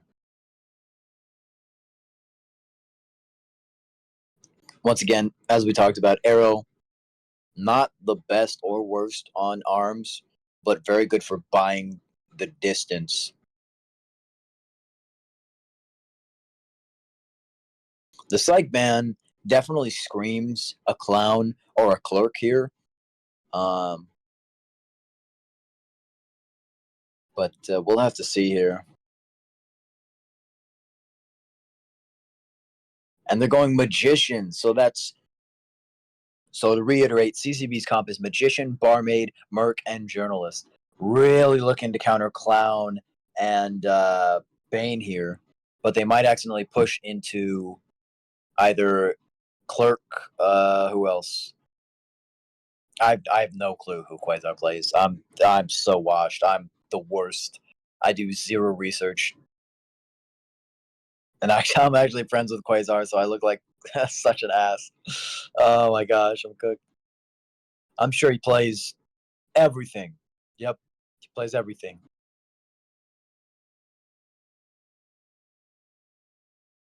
So now we just wait on the persona locks. I would play. I have no clue. Maybe the Bane. Maybe the. I almost said Seer. Oh my god. I'm fried as hell right now.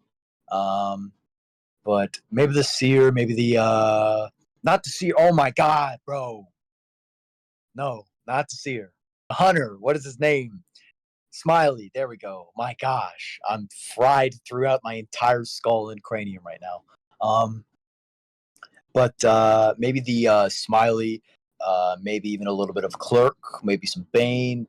I don't know, Geisha. Does he play Geisha? Disciple. Um, I don't know. Every hunter in the game. Violinist. I don't know. I'm just kidding. That'd be so funny. And the hunter pick will be.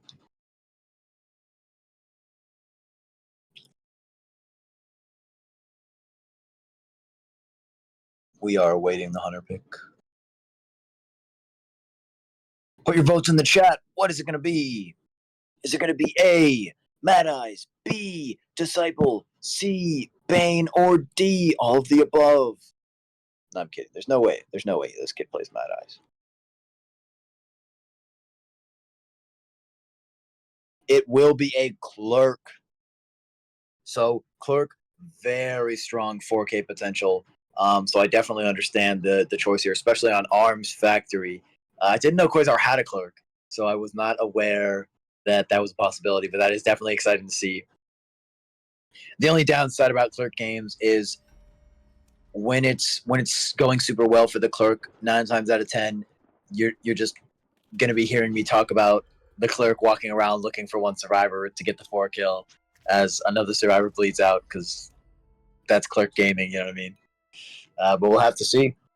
We will have to see because Clerk is very good on this map, as well as can be good in general with her cipher control. If you're able to get that down before 3 ciphers are popped, you're able to control essentially the entire mid game with that Clerk there. So really just got to be careful here.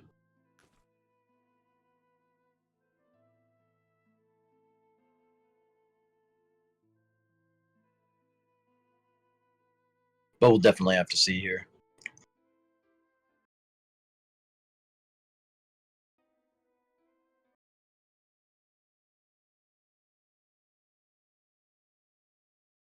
I don't know. I feel like a Clerk is not only an interesting pick, but a very, in a word, ballsy pick. I mean, right? Because if you don't get that kill or not kill the down before 3 ciphers are popped, you're really gonna be in a detriment of ciphers and cipher pressure there.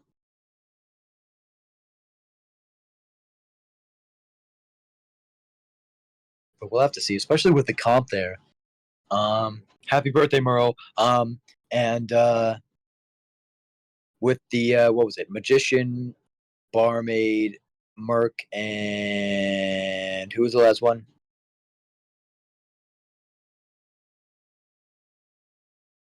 Merc and journalist. That's what it was. Oh my goodness, I have giga brain fart. Anyways, so round two, second, no, first round three, first half here of CNCE versus CCB. CCB did win round two, 7-2 here. So CNC's Hunter really has to get minimum a tie to keep them in the game. Anything less than a tie, if they 3 escape here, it will be a win for CCB no matter what.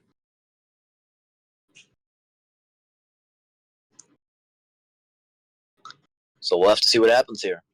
When the spawn selection screen here, I would chase either honestly, you could really chase anybody here except for the Merc. Spawning right next to the Merc. Maybe he defies all odds and kills this Merc in 4 seconds. Who knows? You never know. Truly, you never know.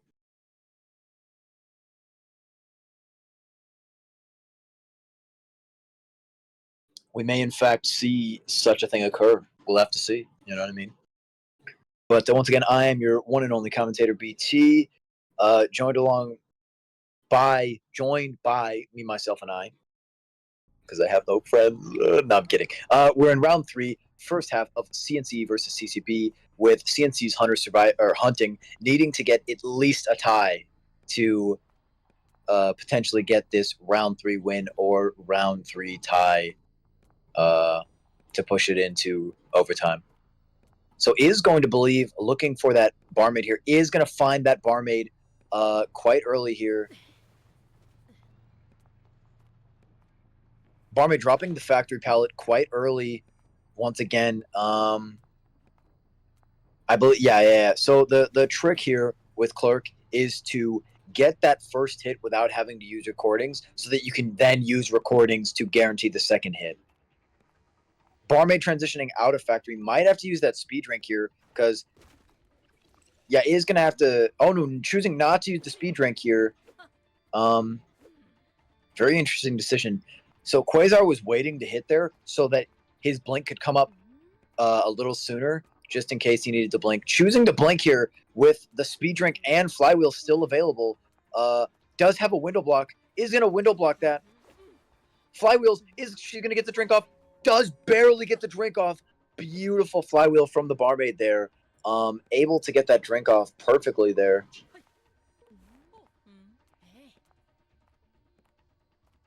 A little bit of mind games. Red light trick is able to avoid that. Cyphers are looking pretty healthy here.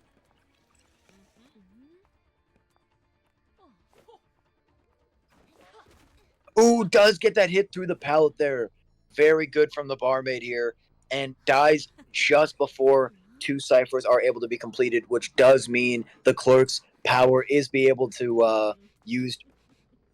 As you can see here, she recorded Journalist because she's able to chair on the Merc cipher here, preventing him from popping it and preventing her from popping hers.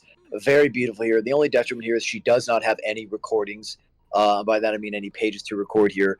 But this is looking pretty strong here for CNC's Hunter here. Is able to see out the Merc before he gets to the chair. I believe he'll just... Is he going to elbow pad?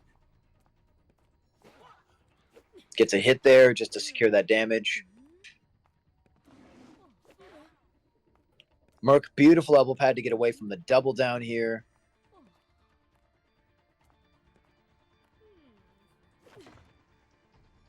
Barmaid able to transition completely out of lockers here into middle. Once again, is on Merc Cypher, so he is going to be pushed off it for a second here. But, I don't know if I talked about it, but Journalist is a very, very bad against Clerk because you can very easily record. And Journalist, unfortunately, missing that human shield there, and it will be going to the wrong pallet, which will buy Barmaid, unfortunately, no time. Is going to get that down on Barmaid, and she, I believe that can just be chaired in middle, once again, on the Cyphers there.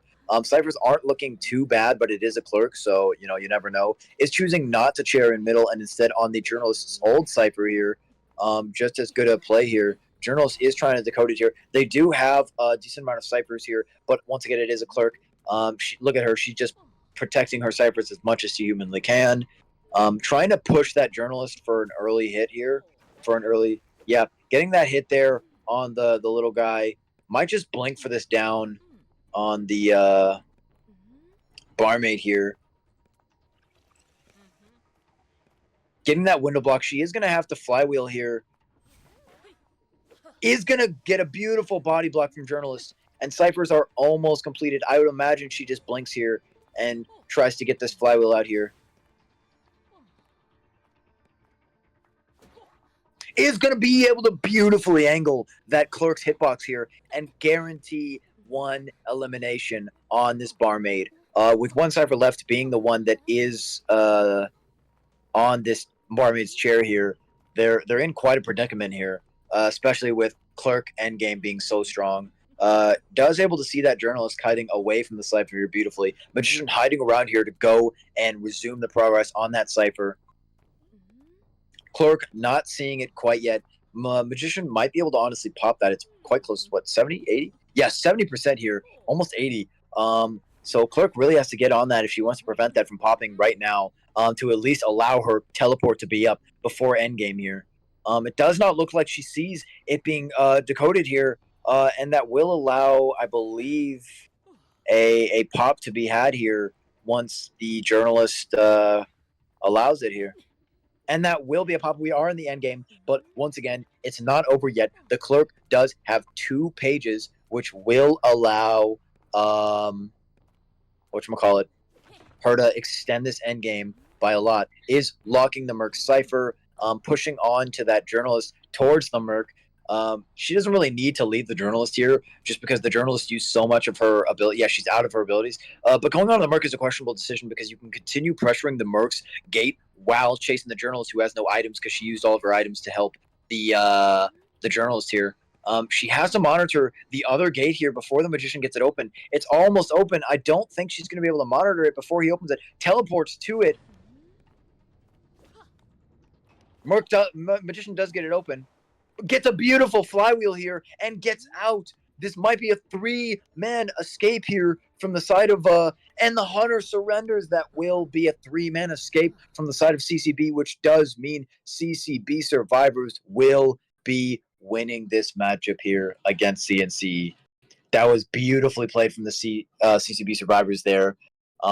Great game from the CNC's Hunter there. But unfortunately, CCB survivors really just showing how much power they truly have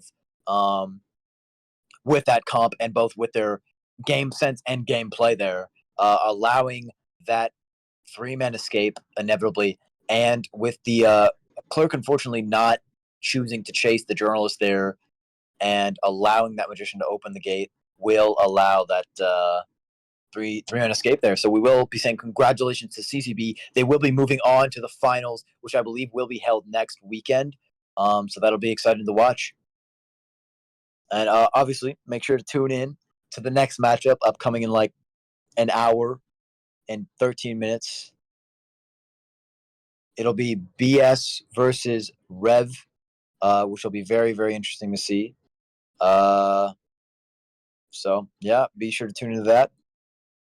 This was an interesting matchup. You know, as we talked about with the Clerk, she has such a strong end game, but unfortunately, Quasar neglecting to spectate that Magician Cypher, unable to prevent that pop, to allow his teleport to be up early enough. So he had to chase the Journalist or Merc end game there. So it's just quite unfortunate there. But beautiful gameplay from both sides. GG to both teams, and GG to CCB, who we will see in the finals here. Man, that was an exciting. Yep. So yeah, once again, that is a CCB victory. I was your commentator, BT. Thank you for having me. That was a very exciting matchup. And be sure to tune into the finals, which CCB will be participating in next weekend.